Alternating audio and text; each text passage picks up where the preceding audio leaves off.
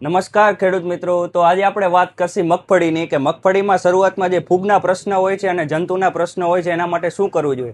કે મેઇન 3 થી 4 જાતની ફૂગ હોય છે, જેમાં સફેદ ફૂગ છે, કાળી ફૂગ છે, સીડ રોટ છે અને રાઇઝોક્ટોનિયાના લીધે ડેમ્પિંગ ઓફ આવતું હોય છે એ છે, અને એસ્પરજીલસ નાઇજરના લીધે જે કાળી ફૂગ હોય છે એ. આ સિવાય ઉદય છે, મૂળખઈ છે અને જે સફેદ માખી કે ચૂસિયા શરૂઆતના 15 દિવસના સ્ટેજમાં ખપેડી કે કંઈ આવે છે એના માટે શું કરવું જોઈએ. તો આપણે લઈને આવ્યા છીએ કવર કોમ્બો, જેમાં છે કવચ અને કુંડલ.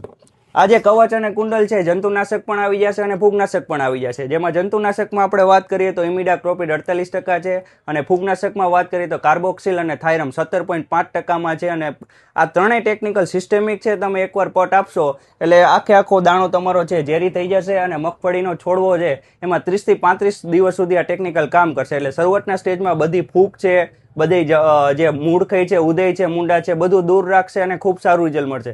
અને આનો જે બિયારણનો પટ મારવાનો ખર્ચો છે એ પણ સાવ નોર્મલ છે કે 180 રૂપિયા પર મણ. હવે ખેડૂત મિત્રો, તમે 180 રૂપિયામાં 2 ફૂગનાશક અને 1 જંતુનાશક તમારે પટ લાગી જશે. એટલે શરૂઆતના સ્ટેજમાં ઉગાવો પણ બહુ સારો મળશે. તો એકવાર આ વસ્તુનો જે ઉપયોગ કરશો તો ખૂબ સારું પરિણામ મળશે. તો ધન્યવાદ ખેડૂત મિત્રો.